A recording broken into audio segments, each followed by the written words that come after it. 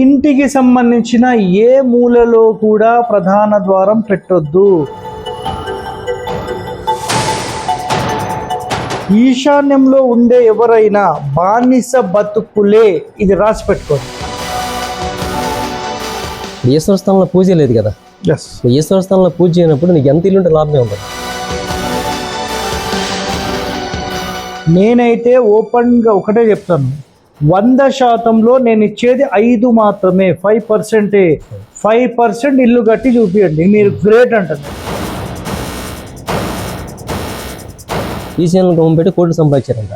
అంటే కోట్లు సంపాదించాక ఈశాన్యం పెట్టి ఇల్లు కట్టారా, దాంట్లో సంపాదించారా? నేను పుట్టింది పెరిగింది మధ్య ద్వారం ఇంట్లో.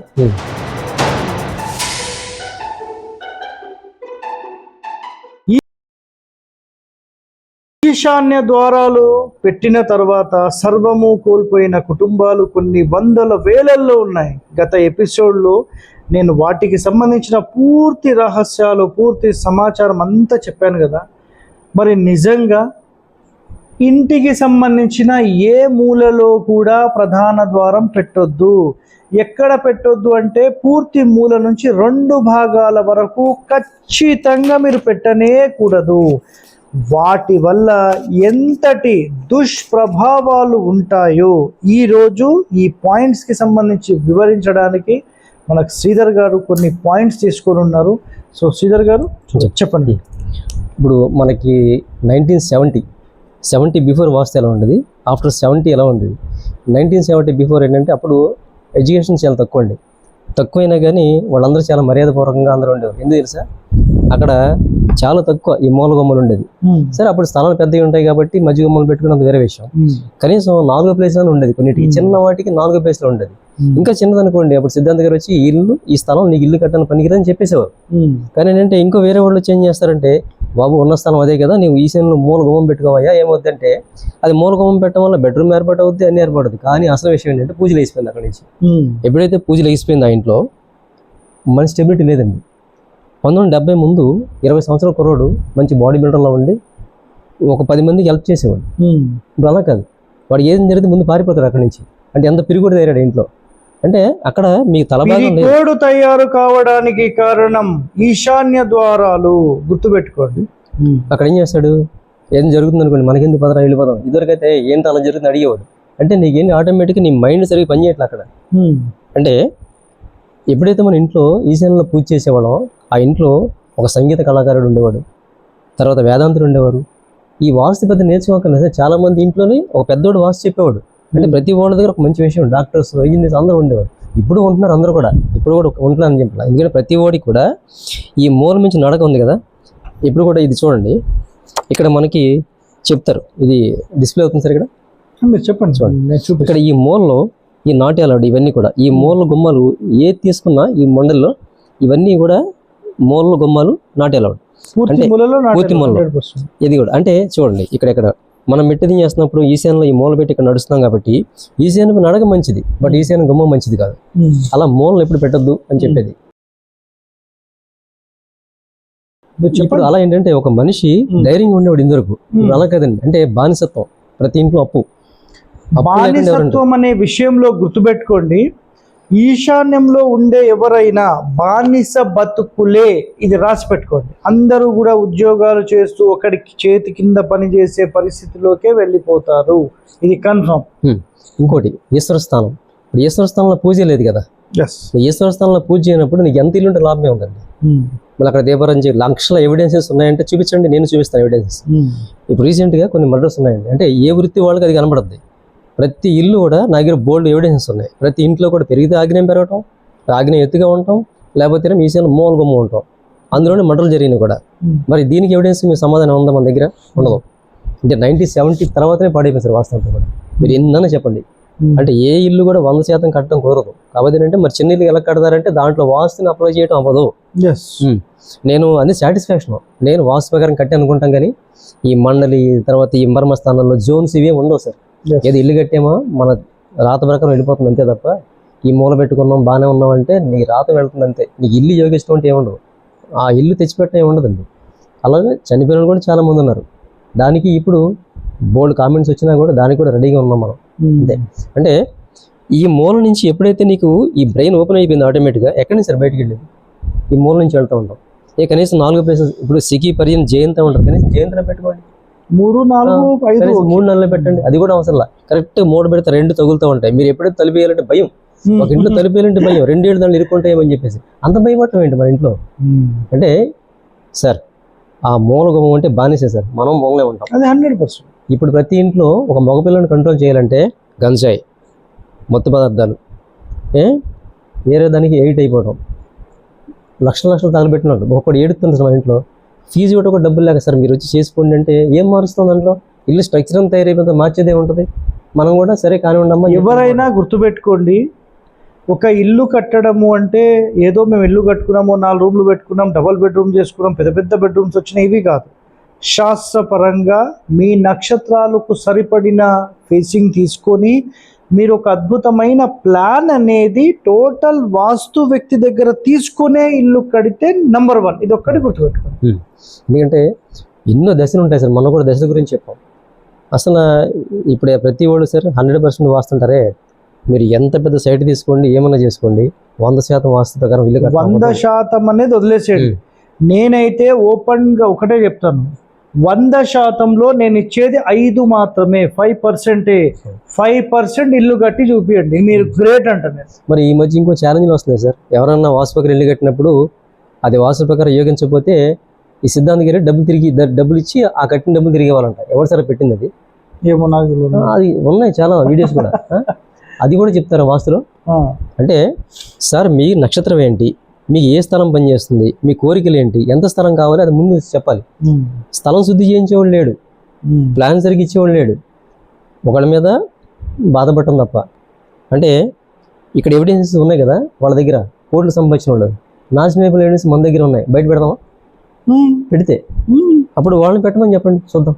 ప్రతిదీ కూడా ఏంటంటే కోట్లు సంపాదించినది. ఒక ఆయన ఉన్నారు సార్, ఈశాన్యం గమం పెట్టి కోట్లు సంపాదించారంట. అంటే కోట్లు సంపాదించాక ఈశాన్యం పెట్టి ఇల్లు కట్టారా? దాంట్లో సంపాదించారా? దాంట్లో ఏం లేదు. సంపాదించిన తర్వాత వీళ్ళు ఇల్లు ఇచ్చారు, ప్లాన్ ఇచ్చారు అంతే. మీరు ఈ మాట చెప్పింది కదా, ఇప్పుడు నేను చెప్తాను మీకు. ఈశాన్య ద్వారంలో ఉన్నప్పుడు కొంతమంది దరిద్రులు నాతో తిరిగినారు. ఎప్పుడైతే నేను మధ్య ద్వారానికి మారినానో ఆటోమేటిక్గా నేను బాగుపడిపోయినా, నా దగ్గర చెడుగాళ్ళు ఎవరూ లేరు. ఓ మాట చెప్తున్నా, నా జాతకంలో కరెక్ట్గా 2018-19 నుంచి ల్యాండ్కి సంబంధించిన ఏదైనా ఒక దాంట్లో నేను మంచి రేజ్ అయ్యే జాతకం ఉంది నాది. నేను ఆటోమేటిక్గా రేజ్ అయినా. మరి నా ఇల్లే కల్పించిందా అంటే కాదు, నా ఇంటి వల్ల నష్టం కూడా జరిగింది నాకు. ఎందుకంటే ఈశాన్య ద్వారం వల్ల ఒక దరిద్రుడు నా దగ్గరికి వచ్చిండు, నా దగ్గర నేర్చుకున్నాడు, నా మీదనే ఉల్టా కామెంట్లు పెట్టేటోడు తయారైండు. ఇంకొకటి వచ్చిండు, వాడేం చేసిండంటే నేర్చుకొని వాడు నా దగ్గరే ఉంటూ నా ఫోన్సే మాట్లాడుతూ వాడు సైడ్ బిజినెస్ చేసుకున్నాడు. మరి ఎంత తెలిసి మీరు ఈశాన్య గమంలోకి ఎందుకు వెళ్ళారు? నేను ఒక మాట చెప్పాను, ఎందుకు వెళ్ళారు అని మీరు మాట్లాడింది కదా. నాకు కన్వీనియంట్గా నేను ఎక్కడికి పోయినా నా భార్య పిల్లలు బాగుండడానికి నేను అన్నిటికీ కన్వీనియంట్గా ఉండే ప్లేస్ మాత్రమే సెలెక్ట్ చేసుకోవాలి. అందులో ఉన్న దాంట్లో ద బెస్ట్ అనేది నేను తీసుకుంటానా లేదా? అంటే దగ్గరలో కావాలి. ఇప్పుడు నేను ఒక మాట చెప్తాను, వాస్తులో వచ్చిన తర్వాత బిఫోర్ నేను ఎట్లా ఉన్నానంటే నా ఫైనాన్షియల్ స్టేటస్ కానీ మిగతావన్నీ నేను చెక్ చేసుకోవాలి. ఇప్పుడు నేను పుట్టింది పెరిగింది మధ్య ద్వారం ఇంట్లో, హైదరాబాద్లో Bharathi Nagar colony, LIG Ramachandrapuram 276 quarter number. వెళ్ళి ఎంక్వైరీ చేసుకోండి. మధ్య ద్వారం లేదంటే స్పాట్లో నాకు ఫోన్ చేయండి, నేను వస్తాను.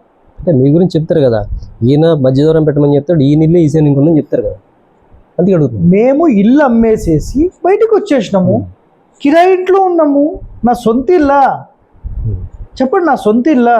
కిరాయి ఇల్లన్నా మధ్య ద్వారం తీసుకోవాలి కదా. ఓనర్ని అడిగినాము, పర్మిషన్ ఓకే అన్నాడు, మొత్తం పగలగొట్టినాము, దాంట్లో మొత్తం వైర్లు ఉన్నాయి, కరెంట్ వైర్లు, రాదని చెప్పేసి మళ్ళీ బంద్ చేసినాము. ఖర్చు ఎవడు పెట్టుకోవాలి? మళ్ళీ నేనే పెట్టుకోవాలి. చేసుకోవడానికి రెడీ, ఓనర్ ఒప్పుకున్నాడు. మా ఓనర్ పేరు వినోద్, రియల్లీ గ్రేట్, అన్నిట్లో సపోర్ట్ చేసిండు నాకు. అన్నా నువ్వు ఎట్లా కావాలంటే అట్లా చేసుకున్నా, నో ప్రాబ్లం అన్నాడు. చేసుకున్నా, నేను చేసుకున్న తర్వాత కొంత బెటర్మెంట్ అయినా ఆయనకు అది సెట్ చేసింది అట్లనే వదిలేసినాం అంతే. ఏమన్నా మళ్ళీ చెడగొట్టొచ్చునా? అట్లేం రాము కదా. లేదు సార్, ఎందుకంటే ఇది చాలా వరకు 1970 నుంచే పాడైపోయింది సార్. అది 100%. ఇప్పుడు ఎల్ఐజిలో మా ఇల్లు అన్నాము, నా సొంత ఇల్లు అంటే ఇదేమో మా నాన్నగారికి బిహెచ్ఎల్ నుంచి వచ్చిన ఇల్లు. మరి మా తాతగారి సొంత ఇల్లు ఉంటుంది కదా, అందోల్ జోగిపేటలో ఉంటుంది. గుండయ్య ఆయన పేరు, మా నాన్న పేరు భాషయ్య. అందోల్ జోగిపేట్, అందోల్ ఊర్లో మీకు పట్కరోళ్ళు అంటే గుర్తుపట్టేటోళ్ళు చాలా మంది ఉంటారు. బిఎస్ఎన్ఎల్ నర్సింలు అంటే ఆ ఊర్లో గుర్తుపడతారు.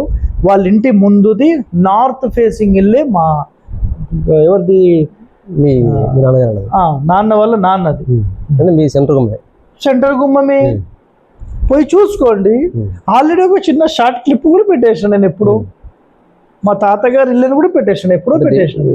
దీంట్లో వల్ల కొంచెం చాలా క్లారిటీ వస్తుంది. ఇప్పుడు మీరే మధ్యగమం గురించి చెప్పేసి ఆయన ఉన్న ఇల్లు ఈశాన్య గమం, ఈ మధ్యగమం పెట్టుకున్నవాడు చెప్పేవాడు ఈశాన్య గమం అండి కోట్లు. ఆ చెప్పిన దరిద్రుడు గుర్తుపెట్టుకోండి, ఆ చెప్పిన దరిద్రుడు ఎవరైతే ఉన్నాడో వాడికి ఎట్లా తెలుసు?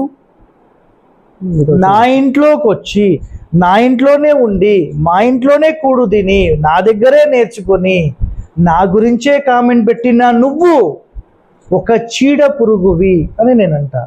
100% ఎవరి దగ్గర నేర్చుకొని ఎవరికైతే చెప్పిండో వాడు 100% వాని లైఫ్లో ఖచ్చితంగా వాడు డ్యామేజ్ జరిగిపోతుంది. ఇది నా ఆశీర్వాదం వానికి. ఎస్సా నోవా? ఎప్పుడైనా ప్రేక్షకులారా ఒకటే గుర్తుపెట్టుకోండి, మన దగ్గరకు వచ్చి ఒకరు నేర్చుకొని వెళ్ళి తన సొంతంగా నేర్చుకొని చెప్పని ప్రాబ్లం లేదు. కానీ ఏ ఇంటికైతే వచ్చి ఆ ఇంటి లోపల నేర్చుకొని వాళ్ళకే తిన్నింటి వాసాలు లెక్క పెట్టేవాడైతే 100% తన లైఫ్లో వాడు డ్యామేజ్ అవుతాడు సార్. మీరు ఎలాంటి టెన్షన్ తీసుకోకండి, వాడి గురించి ఆలోచించొద్దు అని నాకు చెప్పారు. నేను ఈ పనికి మాలోని గురించి నేనెందుకు ఆలోచిస్తానని క్లియర్గా చెప్పాను.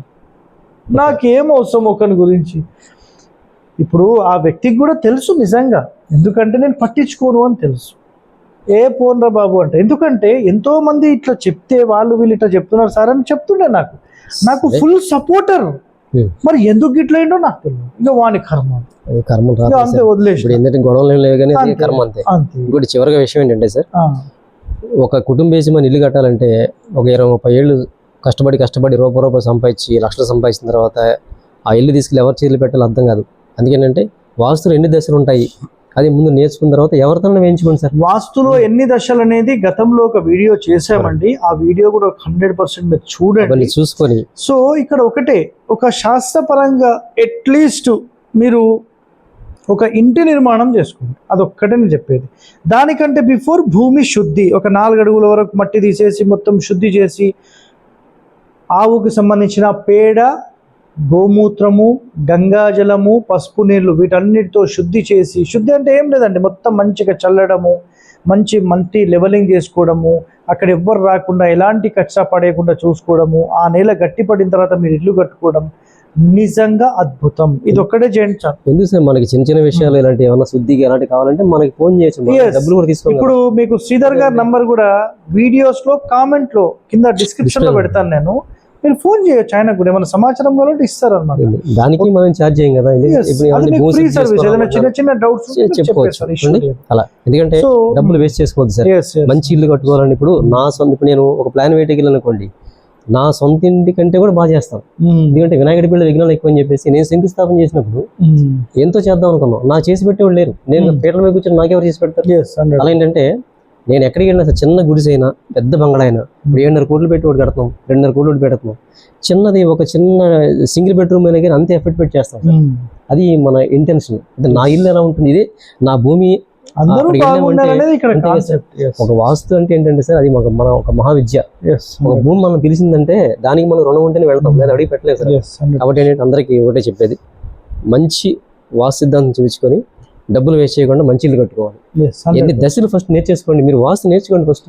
అది మీరు ఒక్కొక్క వీడియో మాది చూడండి, మీకు ఎంతో సమాచారం అనేది తెలుస్తుందండి.